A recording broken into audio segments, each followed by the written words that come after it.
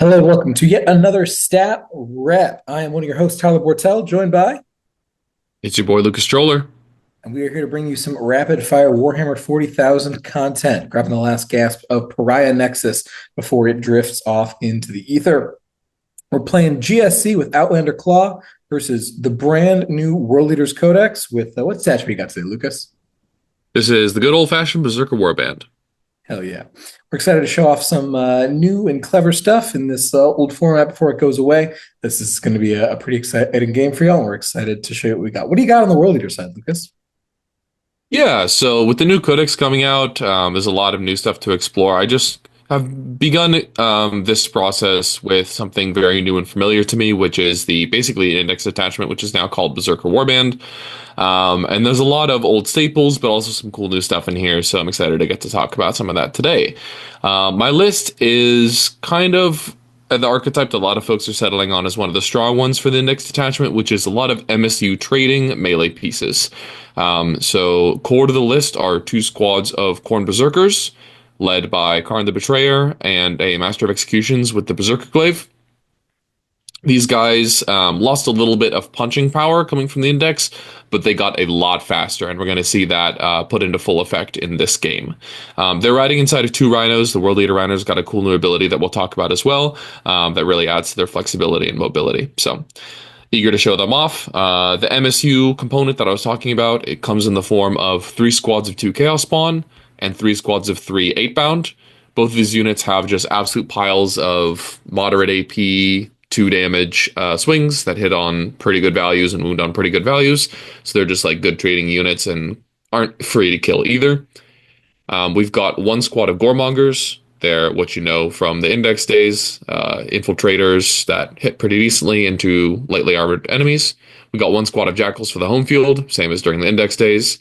And then the last component of the list, oh, sorry, I have three Exalted Eightbound, which are just providing a nice rapid ingress threat. And then the last newest component of the world leaders is these two Forge Fiends, which are just raining terror on the meta, as it were. These guys just shoot really hard. They're a good Overwatch threat. They get really powerful within 18 inches because they get rapid fire shots and rerolls to hit. And so they're going to be able to plink away at some targets in at the mid range as, you know, all the Berserkers and Eightbound close in to punch the stuff that's in the front ranks.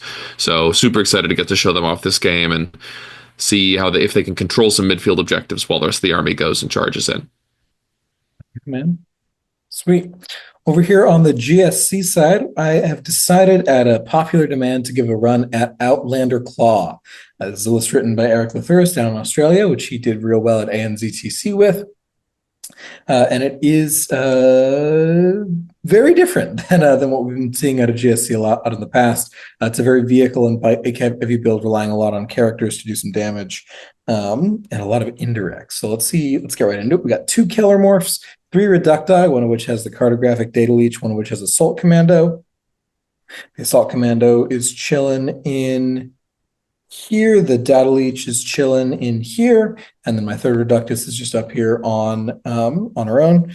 The Kelermorphs are, I think it's one of them up in this car and one of them over in this grinder.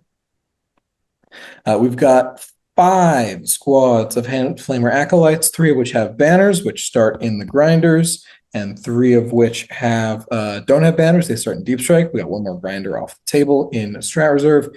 3 squads of Neophytes. It's 10, 10, and 10 in each of the trucks. 3 Goliath trucks to contain them. 2 1-1 Ridgerunners, all with mortars. The 2-man has spotters, and the 2 1-mans have augers to remove cover. Just a lot of indirect. And then these 2 5-man bike squads that you see positioned up here a little bit more aggressively. And then the 3 Rockgrinders with clearance incinerators again. 2 in the middle, and then 1 all the way off the board in Strat Reserve. This list does a lot of cool and fun things. I've played it a couple more times since then, maybe made some tweaks and some improvements to the play patterns of it, but I think it's a lot of fun, and we'll see how it does today. It's really interesting. Anything else you want to mention before we get started? Oh, what's the mission today, Lucas? So we are playing Crucible of Battle Hidden Supplies, the old version, with the split objectives, and Take and Hold. Yep. So hold one, hold two, hold three, and notably we're playing on one of the new WTC maps for Crucible Battle, which is kind of a bit of a standoffy map. I could see in a shooting v shooting matchup this being very tie-ish, where a lot of the objectives are kind of behind the walls here. Notably, the split toward of the middle objective puts like a nice little corner of that split objectives behind a wall. Let me use the annotation feature like a smart person. So like this little component right here, provides you a nice spot to stay a little bit hidden. But notably right here, this objective is not behind the wall there, so you can't hold it from complete safety. So just some nice little midfield play that we're going to be experiencing here rather than having an objective completely in the open. Yeah, very cool. I'm really hoping to go first in this matchup. I mean, General World Leaders is always a matchup you want to go first against, and I am so fortunate.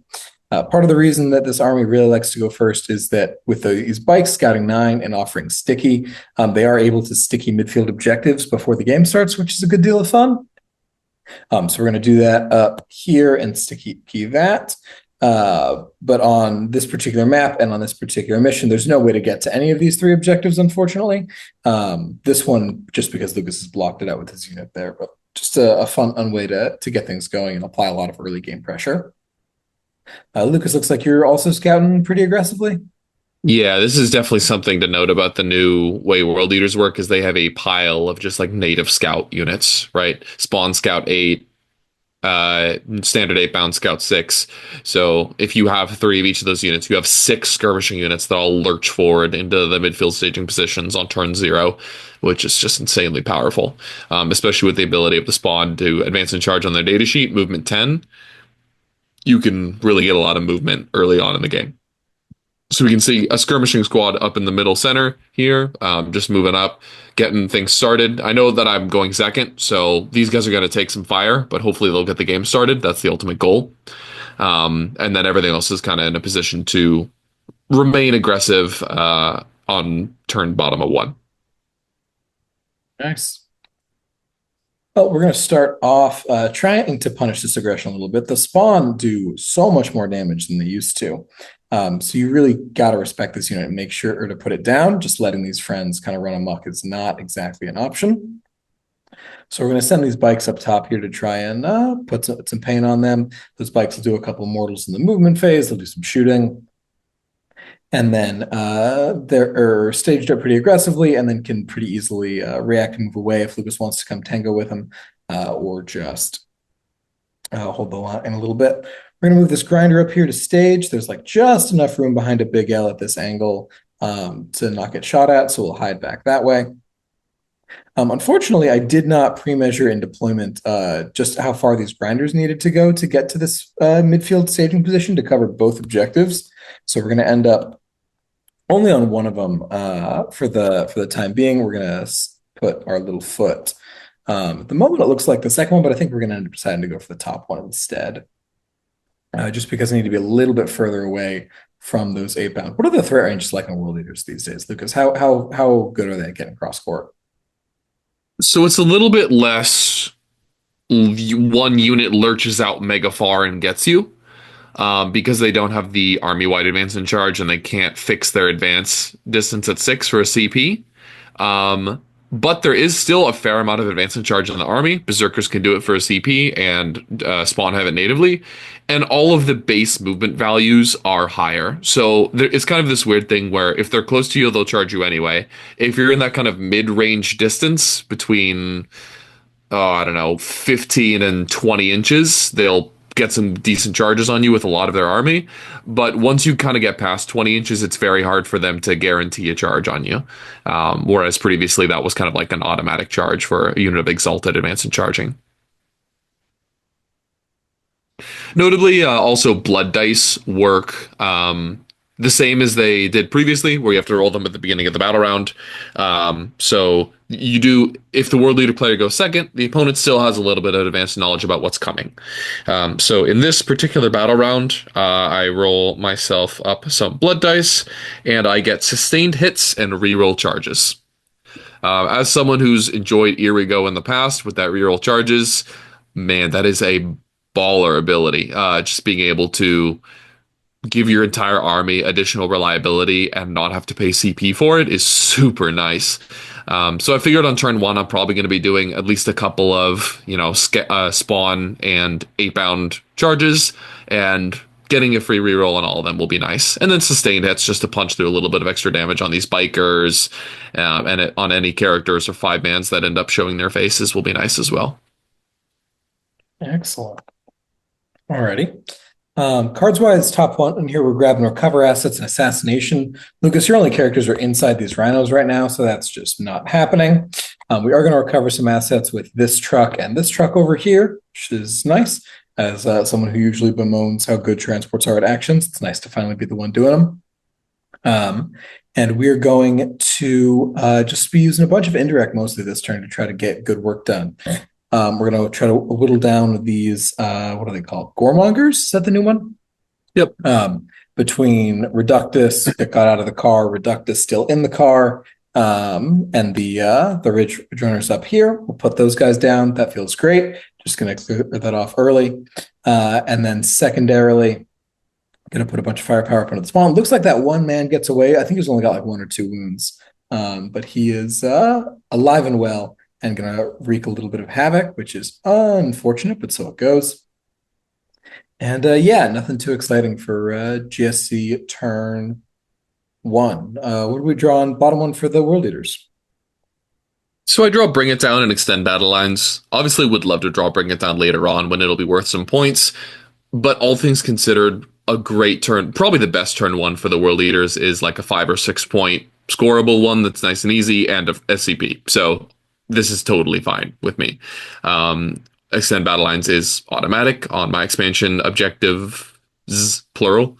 And Bring It Down will just get cashed in because I'm not really set up to kill any of these grinders. Very notably this game, which kind of factored into my decision, I could have potentially charged a bunch of spawn into a grinder and just beat it to death with volume of attacks. But one nice thing that Outlander Claw has into armies with piles of 2 damage is 1 CP minus 1 damage either phase on a vehicle, which is a really good strat. So if I committed to a play like that, you would have just made very sad, and basically I would have thrown away 2 squads of spawn for free. So not about that. So what do we do in this turn? We can see the speed of the spawn coming into effect here, albeit I did get lucky with a 6 on the advance, but those guys who were, let me not say those guys, there was a squad here, and they rolled that 6, and they have now bulleted all the way out to your staging ruin, which is insane. And then the other spawn remnant from the first squad has scooted out. And really what I'm trying to do here is, with my reroll charges, get into those bikers, kill them with the spawn, and then have that one remnant guy pile into the Reductus, who's cowering back here behind the bikers, and potentially kill her as well. It'll be nice to remove one of the Reductuses without her using her bomb.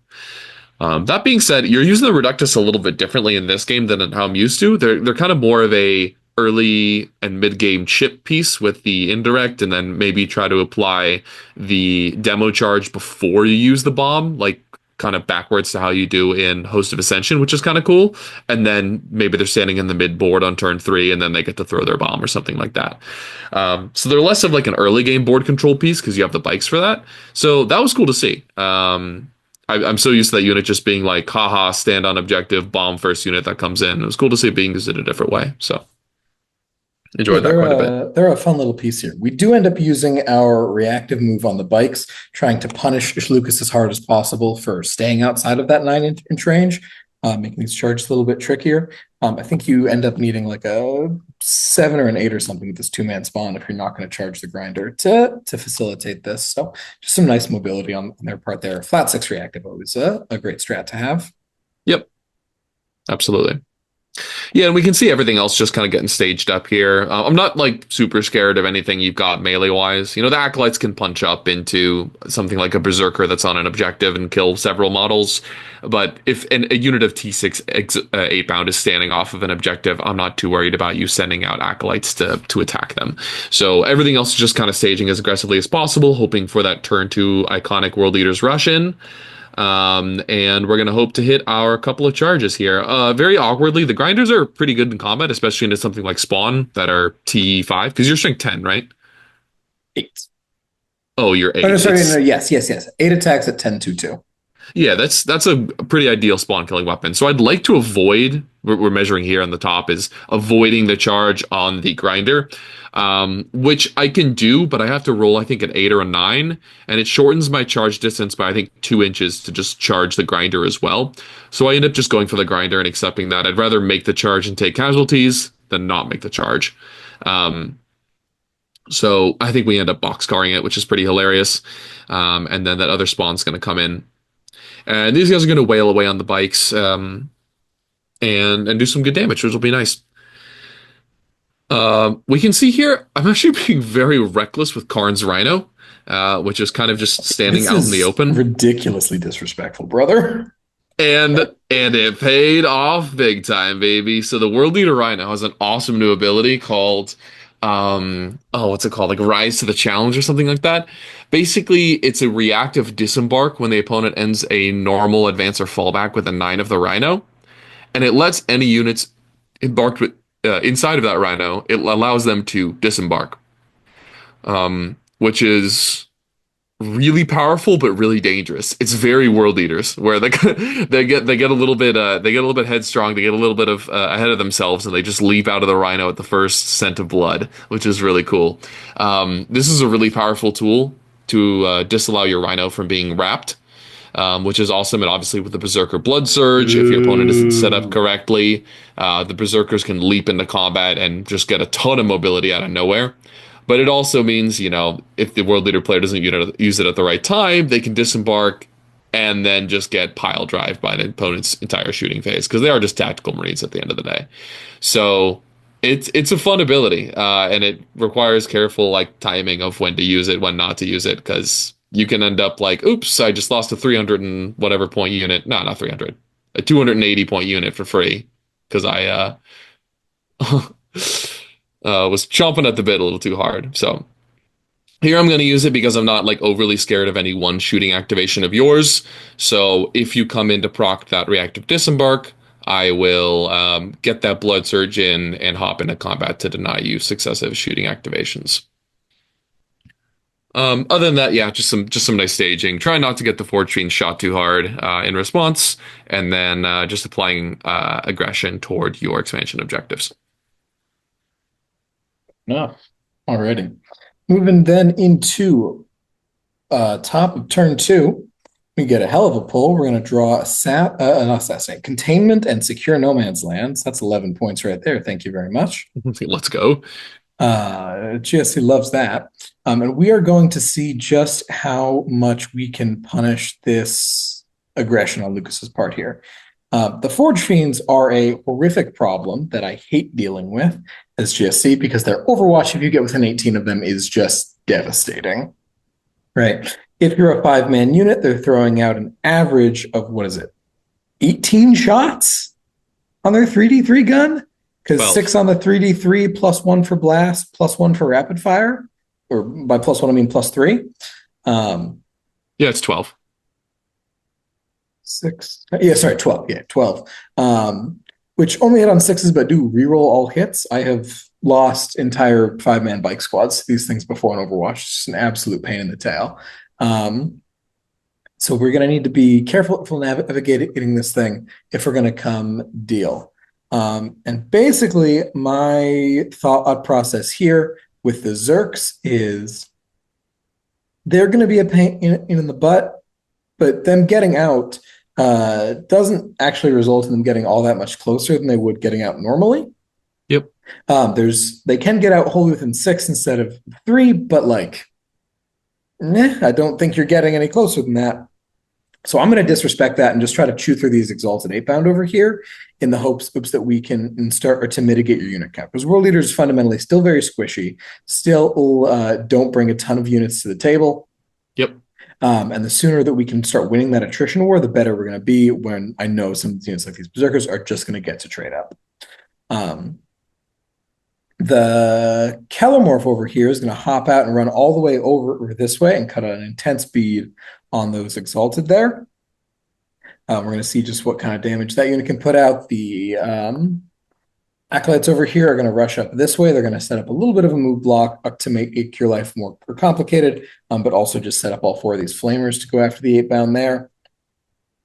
Um, our grinder is basically going to sit here and be a little bit of an anvil for you to bounce on. Being OC4, these two spawn after the one died to it, have no chance of being a real threat. So we'll sit in combat, do damage, and just accept the Berserker charge and then try to pounce on the Berserkers the following turn. Fun little play here. Our Reductus did get back in this car before it moved backwards. That's going to allow the Reductus to use firing deck to fire at the 8-bound over all the walls indirectly, which will then proc the reroll wounds off the Kelermorph here, and suddenly his dev wound and strength 6 gun is going to be pretty effective in moving through some of these guys. Just a nice Yeah, that little was bit of cool. play. Thanks.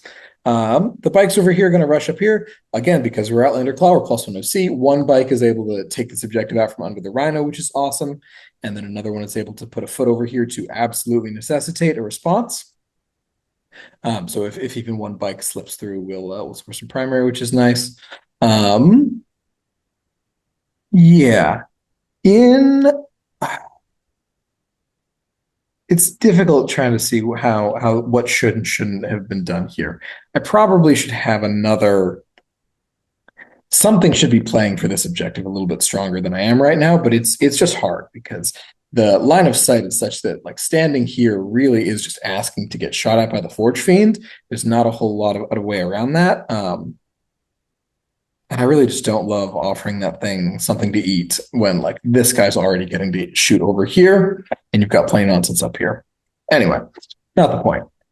We're going to come stage a little bit more aggressively here with our Assault Commando in the hopes that she's next turn going to be able to pounce on some of these Berzerkers. And we're just going to try to clear off this flank as hard as we can. We're going to drop in some Acolytes. We'll put 5 over here and 5 over here. And frankly, I think both of them just end up containing, if I'm not mistaken. Yep. Which feels a little bit silly to leave secondary alley over here. There's a world where this Reductus could have definitely just walked over here and done that, but I really wanted this extra damage. And as you can see, it pays off. We end up killing 2 of those 8-bound.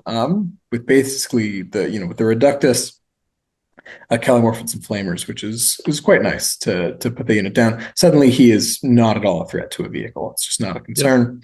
Yep. And we'll see what else we can get done.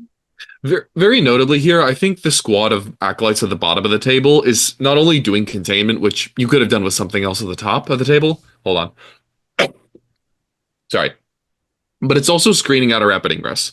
Yes. Right? Like your bikers are kind of taking up the center of the table, but there is a really nice spot for me down here behind this crate for my 3 Exalted Eightbound to come in, and those acolytes are stopping that from happening. So this is something that I'm seeing missing from a lot of initial World Leader theory crafting and playtesting is that rapid ingress threat, right? Like this is an MSU threat overload style, and entirely missing a deep strike ingress threat is a critical flaw in a lot of lists that I'm seeing that just they're playing everything on the board, and that's just leaving chips on the table in my opinion. So the Exalted, not the most efficient unit. We can see later on in this game actually they do a remarkably poor job of killing stuff, but the threat that they pose is still there regardless, right? Like they can come in and table flip a vehicle. They do require you to use -1 damage to prevent that. Yeah, and considering I'm going to basically just throw everything at you next turn, you probably don't want to also be dealing with 3 Exalted on your home objective. So good to block that out with the Acolytes. Yeah, absolutely. It happened to work out this turn that they had some really great jobs to be doing over there, to be containing or to be threatening to go for either some shots or some charges here. But in general, if I had to sack a unit and I didn't have the right cards for that, this would feel pretty bad. Yep. Definitely a good element to have for the world leaders. All right, so we'll get our 11 points. We'll kill a couple Exalted. Or regular 8-bound, but really just not the most productive turn in the world in terms of damage, because I'm really, I mean, you're sitting behind walls. I need to get you out to me, and those Berzerkers are just a problem. So let's see what we can do about that. What are we drawing bottom 2, Lukas?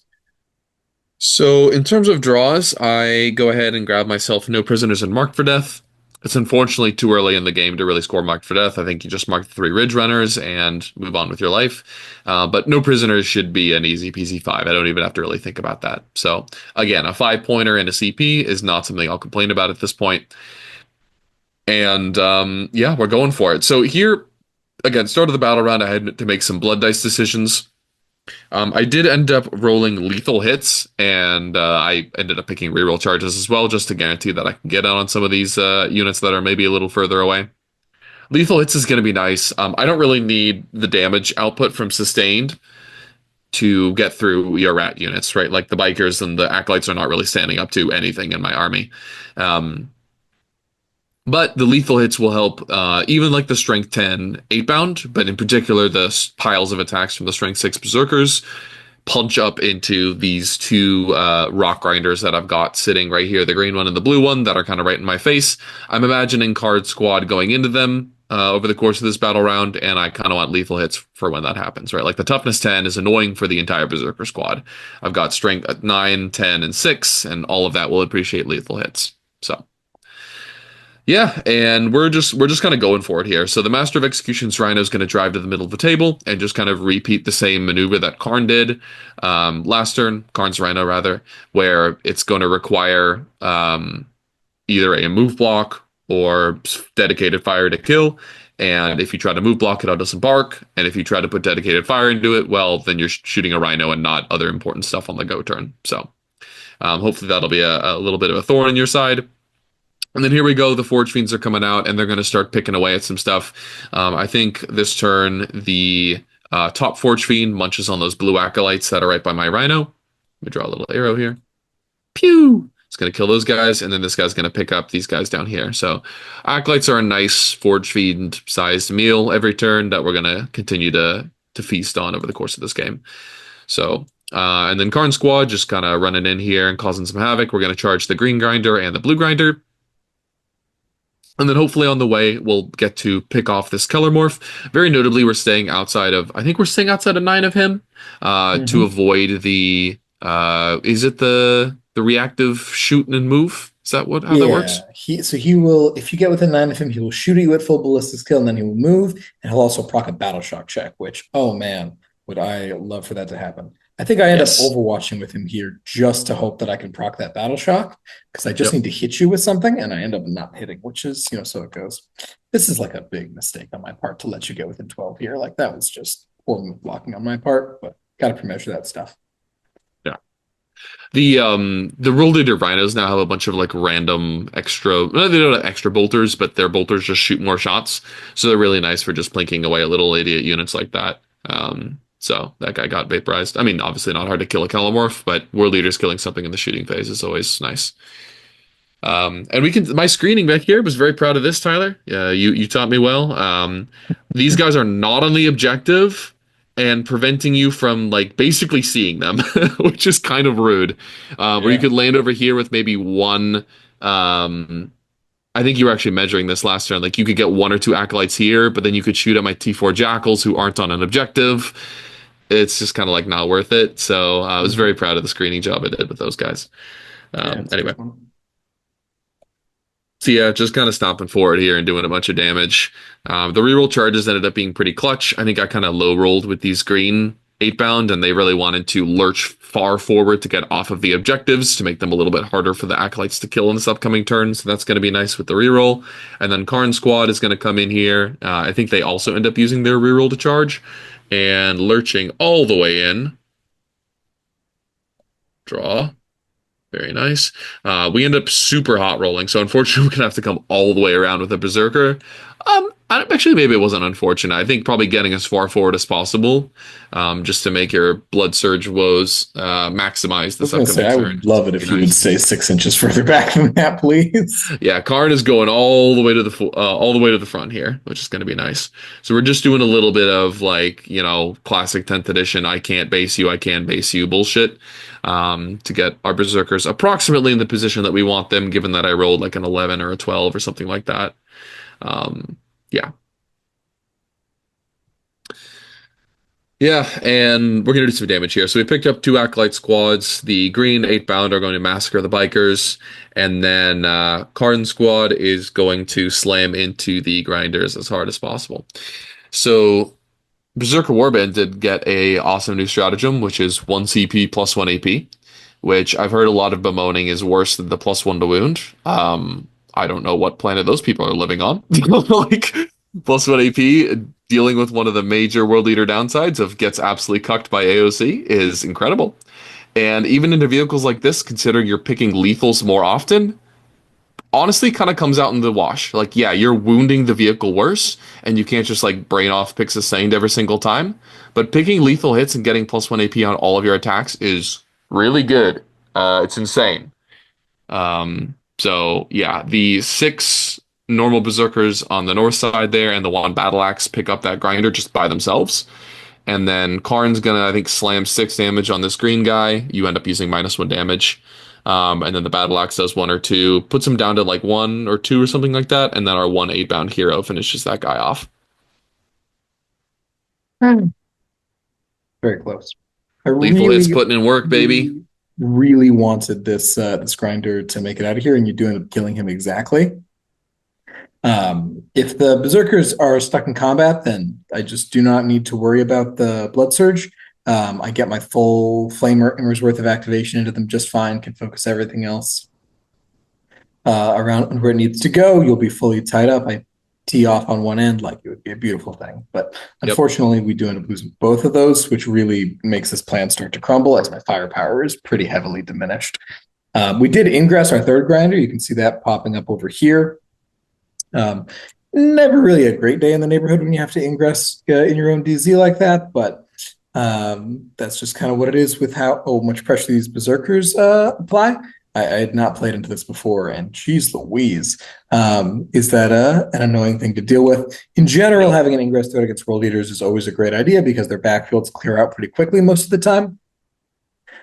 In this case, I don't know. Do you think it was the right idea to go after the Goremongers first, or should I try to clear the cultists? No, I think, well, so it's a little bit tough. I mean, killing the Goremongers is great because otherwise they come in and like lock up a couple vehicles as I push forward and really make your life awkward. Yeah, in an ideal world, would you have scooped the Jackals by turn 2 or 3 to start really getting into my backfield faster? Definitely.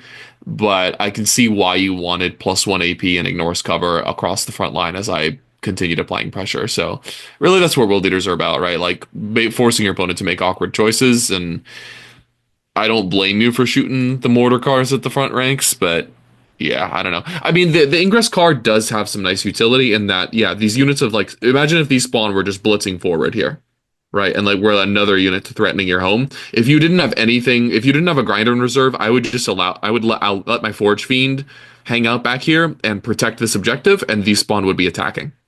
But instead, I need to make sure that grinder's in front of me rather than behind me before I send the spawn in. And that actually has some utility. You're keeping some of my guys back here. So I don't necessarily hate that play. All right. So what are we going to do about these Berzerkers? Man. Blood Surge flat 8. What the hell? Jesus Christ. So you Blood Surge toward the closest enemy unit, not necessarily towards the unit that shot you, and you can get in combat with that unit. But of course, you'll have some reasonable control over which unit that is based on your casualty pulling. Oh, flat 8. It's such a mess, right? When you had to stay outside of 7 of the Berzerkers, it was like, man, that's very annoying. But like that's a reasonable distance. 9 is just not tenable if you want to play the game, if they end up in an even mildly forward position. So if I'm playing this army with hosts, I don't give a shit, right? My 20 neophytes with a prime is just remove the squad, and they do that from outside of 9. I don't care. I do not have that kind of firepower in Outlander Claw, particularly because most of my firepower keys off of shooting you with other units beforehand, right? I need +1 AP and ignores cover from the Ridgerunners. I need real wounds from the Goliath. Now, I can get some of this, and I end up doing this here because your Blood Surge only procs, what is it? When a model dies, when you take a wound? It's not just being When a model dies. When a model dies, right? So, whereas my buffs get applied just when I hit you. So in particular, I really need +1 AP because it's going to work in both shooting and in melee. And the best way to do that is with a Ridgerunner right here, because I am twin linked. So I can choose to re-roll successful wound rolls into fails, definitely not kill any models, and handle that +1 AP token. which is great. But other than that, I really can't afford to shoot this unit. I'm really going to just try to do as much damage to it in melee instead. Now, I was dreaming of this unit getting battle shocked by that Kelermorph over there so that it doesn't have an interrupt, because if it doesn't have an interrupt, it is not a problem at all. I Yep. simply march directly into it with 3 units of Acolytes and a Rockgrinder and delete it. Unfortunately, it is not battle shock, so we are going to have to deal with that as a problem. And there's also like 7 other problems to deal with at once. I can solve this. This is not the end of the world. The issue is doing that while dealing with everything else. So we're gonna try to deal with everything else, and I think I'm pretty happy actually with how this plan all comes out. Yep. The execution ends up being a little bit more complicated. So first off, we got the 3/8 on the bottom here, who managed to punch through that car. God, they also like just barely worked their way through it. Oh man. So this is pretty trivial, right? These squads over here, plus a little bit of supporting fire, should be able to take out 3/8, no problem. Reductus Saboteur does plenty of good damage. Over here in the middle, I need to kill these 3/8, this single 8, and deal with this Rhino situation. There's no way that I do this without proccing your get out, so you get out. Bummer. It's just how it goes. The fact that both units can get out on the same turn, and also both units can blood surge on the same turn because they're not tied to stratagems or anything. Like they can't both flat 9, but the other one could just roll a 6. So like this unit just gets to be a little bit of a problem. We got some solutions though. Yep. Our assault commando gets out here, the unit gets out here, the truck drives up to here. So what we're going to try to do is we're going to try to shoot and kill these 8 here, and then our what is this called? A Goliath truck over here is going to run in and tag this unit to prevent it from being too much of a nuisance. And our neophytes are actually, I'm realizing, I'm going to get them out smarter. They're going to get out over here, not over there. Walking over is going to try to charge and tag this Rhino here while setting some feet on this objective. If that all works according to plan, we can take the objective, lock up the squad, and lock up the Rhino, so it's not a problem either, and kill the 8 and kill the 8. Up top here, the spawn is free. We're going to kill that. Shouldn't be a problem. And kill these. So if everything goes according to plan, on Lukas, and then obviously we're charging up here. We're going to have a strung out unit of neophytes to really mitigate the damage out of that interrupt, because there's not much else I can do about it. We're going to swing in with them. We're going to have these acolytes and this grinder. And if all goes according to plan, at the start of Lukas's next turn, he will have these 2 spawn will be free, these jackals will be free, and the 2 forge fiends will get to wreak some havoc, and the Rhino. And everything else will be mitigated to a pretty significant degree if we can make this happen, right? The Kharn squad is going to be some combination of dead and tagged. The Moe squad is going to be tagged. The Rhino is going to be tagged. This is going to be dead. This is going to be dead. Lukas does bring in his Exalted Eightbound up here out of Ingress, which just like only solves so many problems at a time. They're going to get it to be a bit of a problem as well. But if the Berzerkers are not doing Berzerker nonsense next turn, I will have enough Acolytes cycling through that I should be okay. This grinder is going to be in a very safe position. It's not getting forge fiended. And there's going to be hopefully a bunch of dudes in between it and these Exalted. We'll see. But also Exalted are terrible, so I'm not actually that scared of them. True. So we'll see what we can do about it. But like I see the light through here. As scary of a situation as this presents itself to be, you take a sec, you take a breath, you try to solve a bunch of problems. Am I trying to solve too many problems at once? Honestly, I don't think so. I think I need to solve all of these problems right now, or I am getting run the fuck over. If I were we also bring in these 2 squads of acolytes over here, this squad can provide a little bit of supporting firepower in there, and then both of them are going to charge the forge fiend. I forgot. We're going to mitigate that shit as well. We're taking this primary, and if we can hit a 9, we're denying that as well. We're going to knock you down 2 forge fiend, spawn, exalted. That's the plan. This is a very ambitious plan, but like we're going to get back in the game. Any thoughts on what I'm trying to do here? Do you think that any of this is overextending, or that some of it is I don't think so. I think this is everything you need to do, which is kill the squishiest and most easily targetable parts, which are those 8, and then try to lock up the Berzerkers. They're kind of especially the Kharn squad here is very strung out and ungainly. And they gain a lot of output on the charge. So by you keeping me in combat, yeah, I'm going to do some damage to you, but it's not going to be the same amount as last turn, right? Like kill 2 Rockgrinders through a -1 damage type of output. They lose an attack and they lose 2 strength and they lose +1 AP access. And especially because you're going to kill some of them with your combat and your first shooting activation or whatever it is you happen to throw into them, decide to throw into them. It's I will be in combat and I won't be launching charges next turn. I think the Executioner squad as well here, you've very well positioned very well to keep them in combat and only let a couple guys swing on the truck to guarantee that play works as well. So I think you're doing everything you need to here.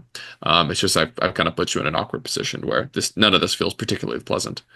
Yeah. Especially if you can lock up the Forge Fiends. This is something I've noted about the Forge Fiends is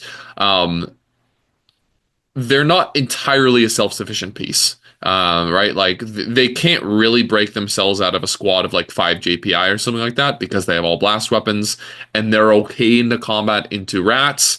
But yeah, into something like those JPI, it'll take them like 5 fight phases to kill the squad or whatever. So it really they really kind of need to be babysit by something like a spawn or an 8-bound, which is not exactly what you want to be doing with those units. They kind of want to attack, not protect.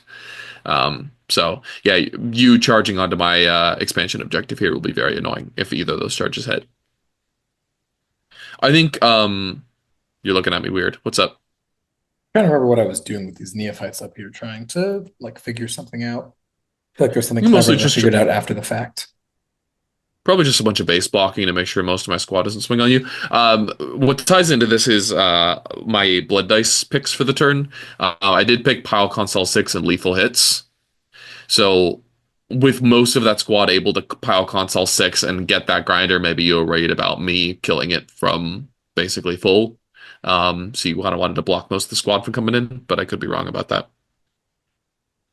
Yeah, Um, I had 3 copy pasted neophytes from the other squad up here that I was like measuring something with. I don't know. But yeah, I think that I end up making a poor decision here, which is over respecting the blood surge a little bit in terms of how annoying the movement is going to be. I don't end up shooting at the Berzerkers at all, basically out of concern that you're going to run away down on this way when you blood surge, which is scary and annoying, but was like maybe that's what I was considering was how much closeness I can get up here as opposed to just forcing you down here. Because as much as I would love to get this unit charged in up top, it does like if you're going to interrupt anyway, you're probably going to get through one of the squads. I don't know. It's tricky. yep. Yeah, okay. And yeah, you can see this turn going generally according to plan. We are able to put down these 3 about this man somehow survives.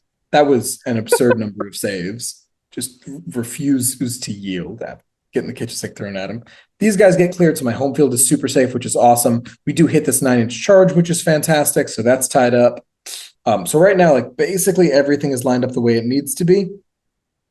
And the only thing that ends up going wrong here is I think this green unit hits too aggressive of a charge, if I'm not mistaken. One of these acolyte charges goes wrong. I'm surprised Green Squad isn't charging the Berzerkers here to guarantee that you can base that Executioner and keep most of the squad from swinging on the orange car. Thoughts? Yeah, I think my thought process this was that you're not going to interrupt there. Like that would be a super aggressive place to interrupt. Sure. And to just give up the big squad. So you got like 1 wound left on that guy. The green squad's going to eat him very comfortably. And you just want to make sure all 5 guys are gonna swing on that guy to make sure that happens. That makes sense to me. I suppose I could have multi-charged, put the base there, and then base of base into the other guy. Valid.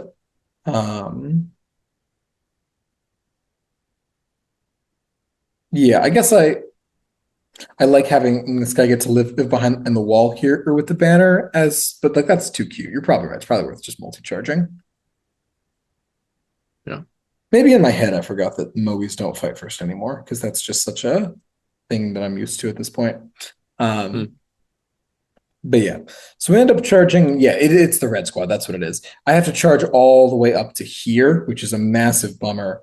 With having to base, because if the red squad only has to base here, we're only getting interrupted by one berserker, which is an amount of damage that the unit can sustain. Coming all the way up to here, we're getting hit by two, and the unit's dead.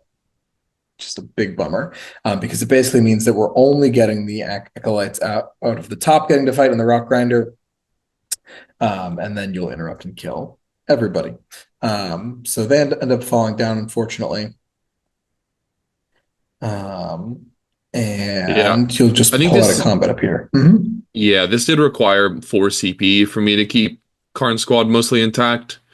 Right, I swung first with the rock grinder. I -1 damaged, so it killed 2 berserkers instead of 5, and then interrupted to basically just hammer the squads as hard as possible. I pull away from the blue acolytes that are coming in from the northwestern side of the map, Mm-hmm. so that they won't get to swing on me, and then the interrupt damage clears out the red acolytes that were down in this area. So they're dead, and then the neophytes just get massacred as well, just to remove the OC. I Um, think I think we swung first up here. with the blue. Yeah, we start with the blue because you're not killing the grinder, and the grinder's not preventing Karn from swinging. And then the grinder's going to swing in here next. Okay. Oh yeah, those are your 8 dice, I guess. Yep. Yep, there we go. You're right. But yeah, very large CP expenditure to make this happen on your part. But like it ends up paying off dividends. Like it's just annoying. Yep. And yes, we Yeah, do and end. Mhm. go Go ahead. for it. No, no, if you're still talking about that. No, I mostly just gonna talk about something new, so go ahead. Okay. So yeah, and as we can see, as discussed, these acolytes are going to finish the job here. Come on in console over here. Make sure that these berserkers don't get break their way out of combat. And at the end of the turn, we do end up with both of these units in combat, albeit not having done quite as much damage to Kharn squad as I really would have liked to. Um, but we've mitigated some of the things. So B minus of a clapback turn, I guess. Yeah, it's gonna be rough.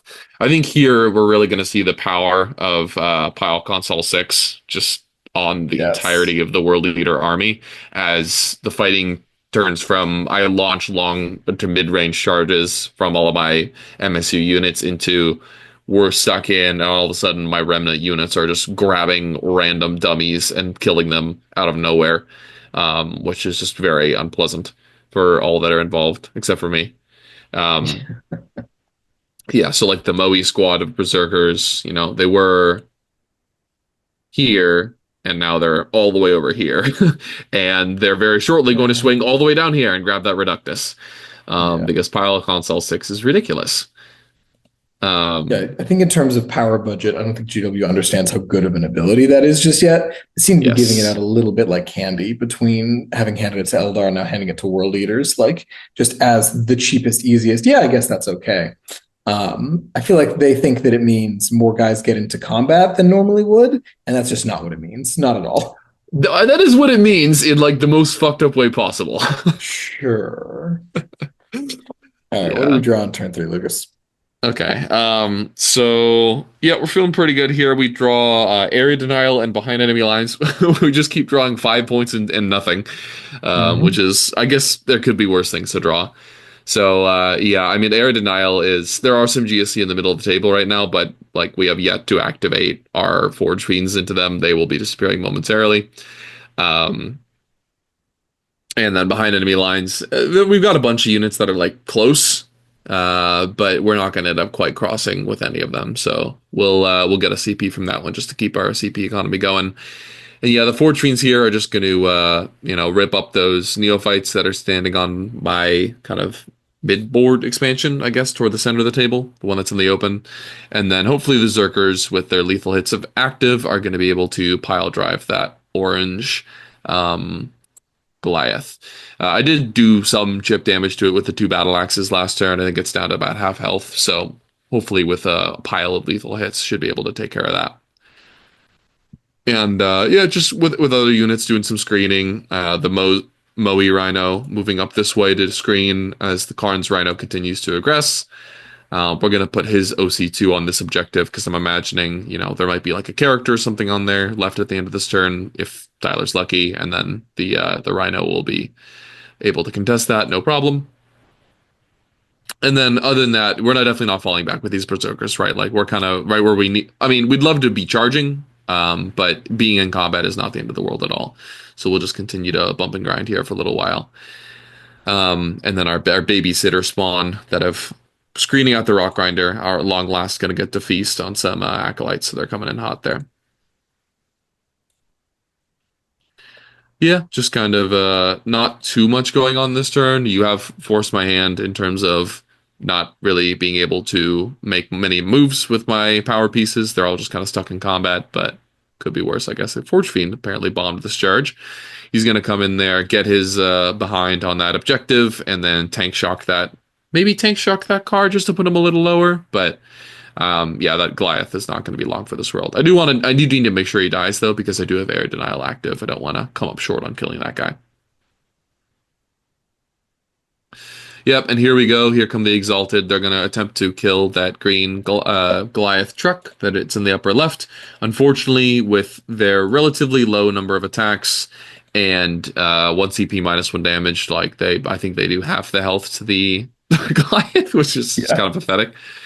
But it is important that they are in the list. As funny as that is, not every -1 damage is probably the defense mechanic that does the most work into them. Because Berzerker Warband has access to +1 AP, they can do a lot of good work into something like a Vindicator, which has AOC but not -1 damage. They can go in there on a Vindicator, wound the same as they are into this truck right now, and maybe you get 1 or 2 pips better save, but there's no -1 damage. So they're like the one unit in the army that can really threaten something like a Vindicator one shot again in 1 turn. So they do have a place in the list, even if it's not the most pleasant one to fork over 160 points for. So yeah, here we are. I think Kharn Squad here is getting some Pylon Console 6 action. It's a little awkward with the unit all spread out and that Kelermorph being a little closer to the top end of the unit. So we're just doing some measurements here to make sure I can end my Pylon legally. And then, yeah, we'll get some swings in here. It looks like Moe Squad's coming in hot. They're going to grab up that Reductus and cut her head off real quick. Oh, no, I think I failed to kill her, actually, if I remember correctly. Yeah, I think you only get like 2 or maybe 3 guys swinging and just utterly whiff. We need them Kharn rerolls. So, yeah. Okay. Yeah, not the most interesting turn here. Just kind of scraping the stuff that you put in front of me and passing it over back to you. Last turn, let's see. What did you draw? You drew Defend and Sabotage. Yeah. Yeah, so it looks like you're getting both of those, which is nice. Yep. You've kept me in front of you, which means, keeping all my guys bogged down has meant that your Sabotage and your Defend were able to be completed. So this is honestly testament to, digging for every point that you can in when you get put into a rough spot, right? Like, was it pleasant to throw your whole army forward to keep the Berzerkers locked in combat? No, surely not. But you did end up flipping 1 round of primary for me from a 15 down to a 10. And then you also end up guaranteeing yourself a Sabotage and a Defend. So that's all told, it's 2 differential right there by sacrificing your army. So some nice defensive blunting play. Yeah, for sure. We're gonna definitely try to stretch out as long as we can. And here we're obviously not winning this game, but we're in definitely a blunting mindset, trying to emphasize just how many points we can get out of with here. We are going to draw going into turn 4. We're grabbing Storm and Extend. Love that. Those are 2 very achievable goals. The bigger question mark in my mind is going to be, can I hold on to my home field for 1 more turn? The answer is almost assuredly not, as much as I would really, really like to. Berzerkers with Pile Console 6 are just going to get places, but we'll see what we can do about that. Extend and Storm are actually not the easiest things in the world now that I look at it. I do need to get a unit forward onto a point, which is a little bit easier said than done. So we're going to move up here and not get overwatched. Basically, just out of threat that there are a lot of other places that you could be overwatching from, I guess. I don't remember why. There was some cleverness to why this is not going to work. And then what we're going to try to do is we're going to try to move up to here and come tag this unit up with Ridgerunners again, just sacrificing more material in order to maintain some points. Where the neophytes can provide the OC to hang back and hold down on the home field objective, while the Ridgerunners can go in and kind of blunt off the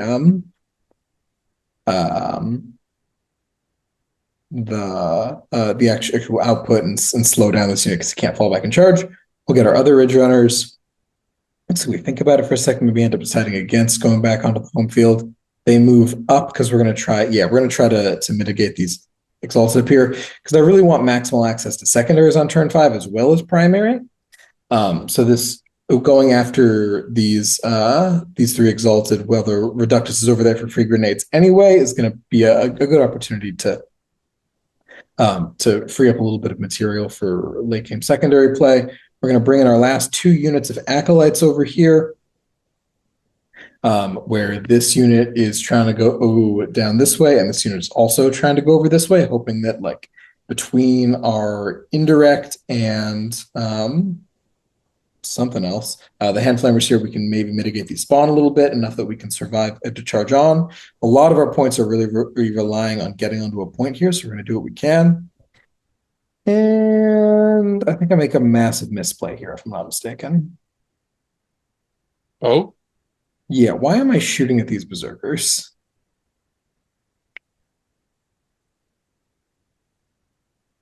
What does this accomplish exactly? I don't know. Yeah, it accomplishes me immediately throwing my home field directly under the bus. Yeah, just not a good move. Not sure what was going on there. I think this was probably a little bit late at night. But yeah, we're gonna go from keeping this to a drawish loss to a small loss, maybe even a medium loss by making that mistake there. Just a terrible play. But we will basically the thing that I totally forgot was that I intended to keep shooting this unit. I thought my Reductus was standing right here within 9, so he was able to surge directly into me over that way. This Reductus should be trying to get herself killed by falling back this way. Yeah. There's just no reason for her to be there. We are able to shoot down at least one of the spawn, which is nice. Man, is this really screened? This looks so wrong that there's not a pocket there, but no, I guess it just is. Okay. So we'll get that off and we'll go for some charges here. We do end up putting down this entire Exalted squad between the Reductus and the truck and the Stubbers, which is badass as hell. Love that. We'll go for some charges here. It looks like you go for the Overwatch and you happen to whiff it, which is really nice. So we'll come on in with our 3 dudes here. Are Forge Fiends not walkers? They are walkers.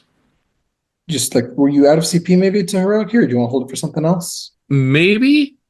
I think I might have used, because I had to like bottom out to keep Kharn squad in the fight, and I just blood surged 8, so maybe I didn't have it. And you just overwatched. Yeah, it might have. I think the Overwatch is more reliable to kill a sufficient number than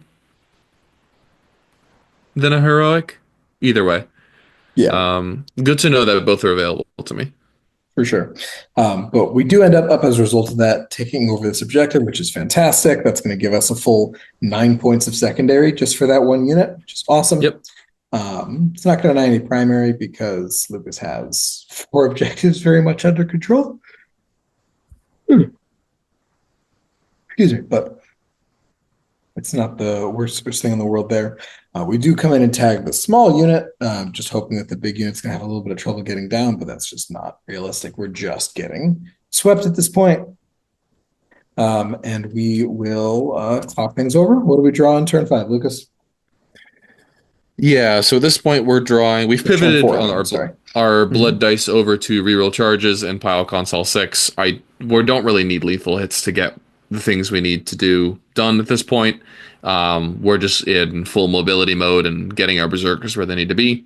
So we're all mobile on the blood dice, and we draw cleanse and secure no man's land. I mean, those two kind of go hand in hand. Our two rhinos can score me 9 points.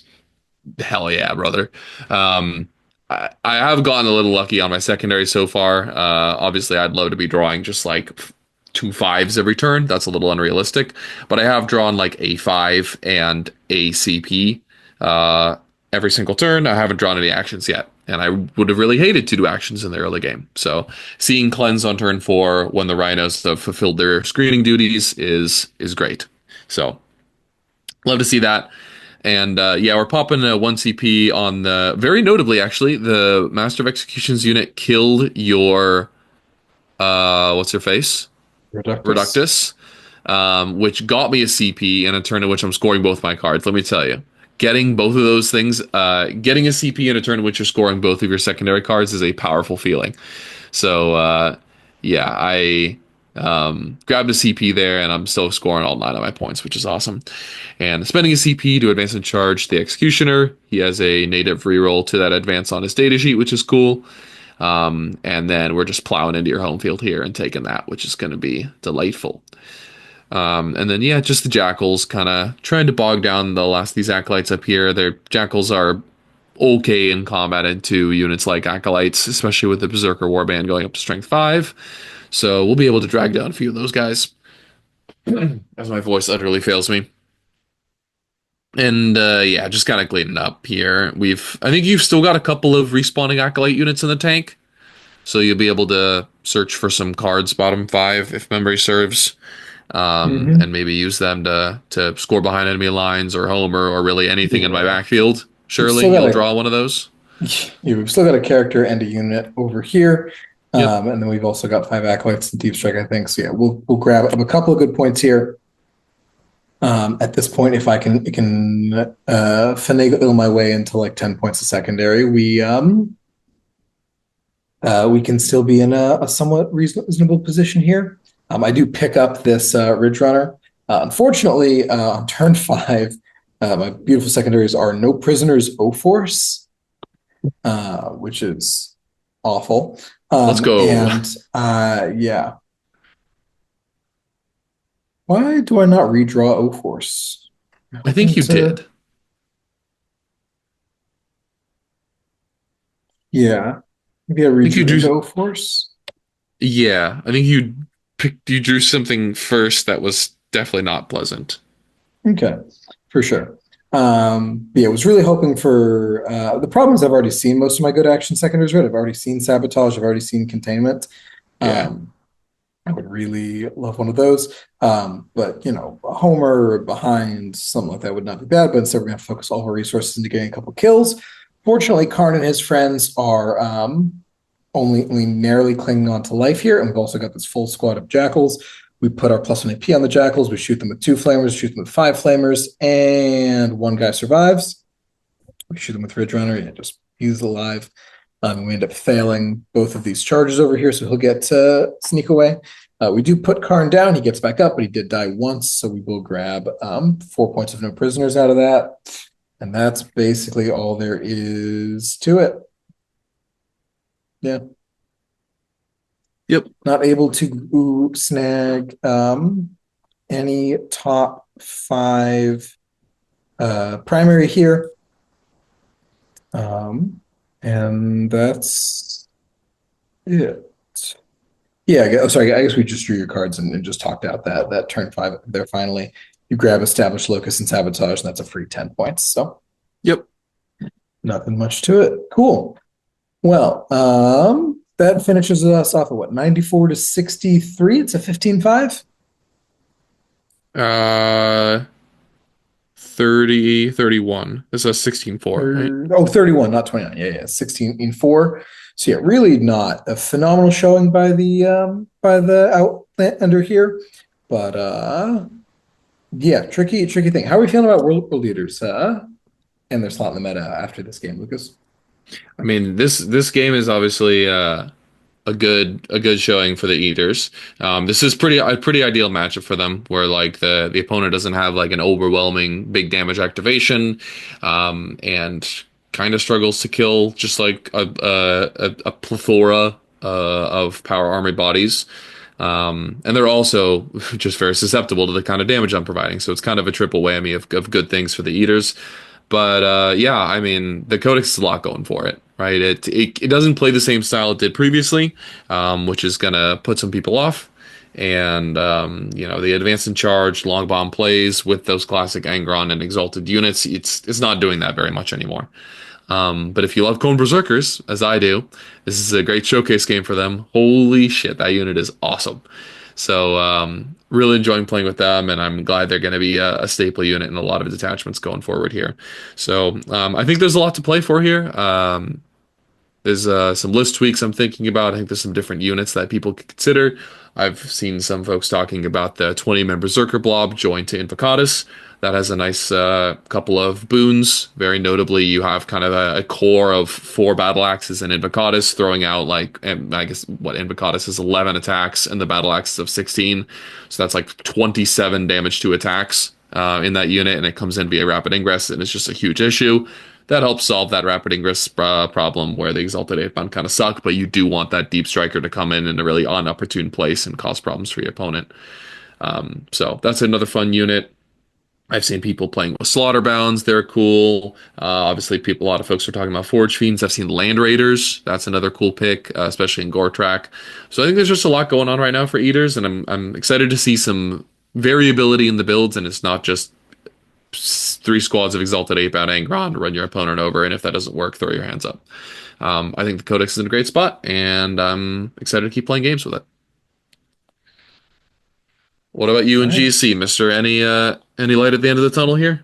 Yeah, I think there's a lot of fun and pieces that you can pull off with Outlander. They have a very specific utility in an 8 as being like very good anti-shooting. They struggle a lot more into some of this melee pressure, but also I think this particular list is just not as well equipped to deal with it as it could be. I really need some pure strains. Yep. I think that we need some amount of jailing to be happening if we're going to take on a melee pressure and get full advantage out of going first, right? If we're going to be on that bit of a primary back foot potentially. But also, I just think that like Berzerkers in particular are a difficult problem for this list to solve. Maybe it needs a 10-man Flacco unit to help deal with that a little bit more. Maybe it needs The Metamorph unit? a metamorph unit. Yeah, it's a theoretical possibility that could kind of try to solve that problem. Just some different directions that things get pushed in, but it's a ton of fun. I've played a couple more games with this army since. Several of them have gone very well, and it presents a really unique and irritating set of problems to deal with. So I'm going to keep exploring this and some other things. Obviously, we've got a slate coming out very soon, and we'll see what direction things go moving forward. But I think GSC just has a very wide variety of vaguely playable builds right now, which I think is kind of a fun spot to be in. So whatever flavor you might find interesting, there's probably something for you there. Yep. But yeah, very nice. Sweet. Well, that brings us to the end of our show. Definitely check out some of our sponsors down in the description. If you've got some thoughts on this game or want to let us know what you'd like to see next, let us know down in the comments. If you want to keep the conversation going at a slightly higher level, you can join our Patreon and come over to our Discord, talk with us as well as the rest of an incredibly vibrant 40K community. If you're looking to get a little bit more one-on-one attention, trying to analyze some of your games like this and see what's going on, you can definitely hit us up over at stat-check.com/coaching, where we do offer some personalized one-on-one services for just an hour or every day for 6 months, whatever works for you and you're interested in. We've got it available there. So we appreciate your support of the channel. We'll definitely have a ton more of these coming out, especially throughout the months of June and July, as we have a little more free time and a whole lot of new Warhammer to play. Anything else out of you, Lukas, before we sign off for the week? Blood for the Blood God and skulls for the Skull Throne. Hell yeah, man. Thanks for joining us, everyone. We'll catch you next time. Take care. Peace.